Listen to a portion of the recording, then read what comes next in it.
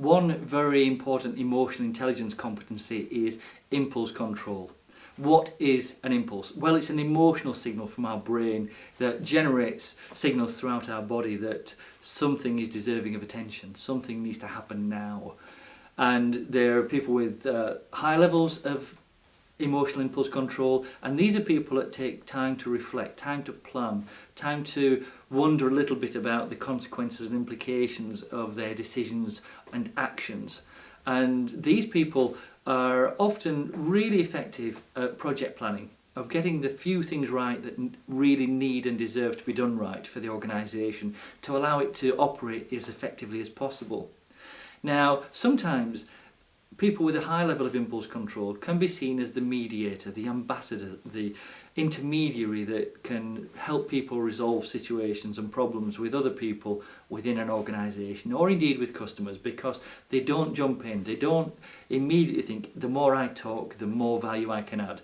They jump into the other person's world and start from there. They demonstrate real levels of empathy, not sympathy, empathy.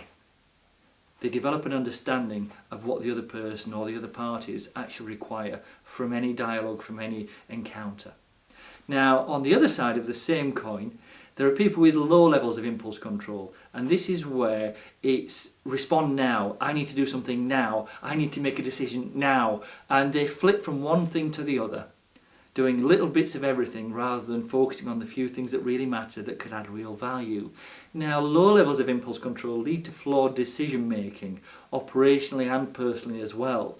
There can be real challenges with people not planning in advance, not communicating to other people, stakeholders and peers and subordinates what they actually require in terms of performance, effectiveness, efficiency and the achievement of goals and targets.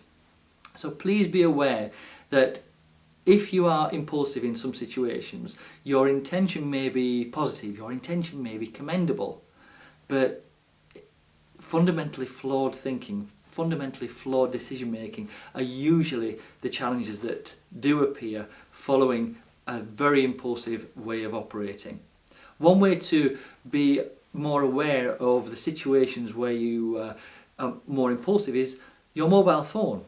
If you're having a chat with someone, it could be a family member or a colleague or indeed a customer or client, and you're having a good dialogue and then your mobile phone, which is on the desk in front of you, rings, beeps or vibrates. If your attention is immediately distracted to that mobile phone, what you're really saying to the person or people in front of you is that at this moment in time, that phone is more important than you. Even though you may not know who is actually calling you, texting you or emailing you, the message you're sending to the people around you is that you don't matter as much as this mobile phone or email or text or call. Please be aware that if you are demonstrating low levels of impulse control, you can look like a chicken running around the yard without its head. It's survival mentality. Please take a look at the other videos in this program on how to develop high levels of impulse control which don't make your existing decisions wrong, they just allow you to explore different ways of becoming less impulsive, more structured, a better planner, a better collaborator and even better decision maker.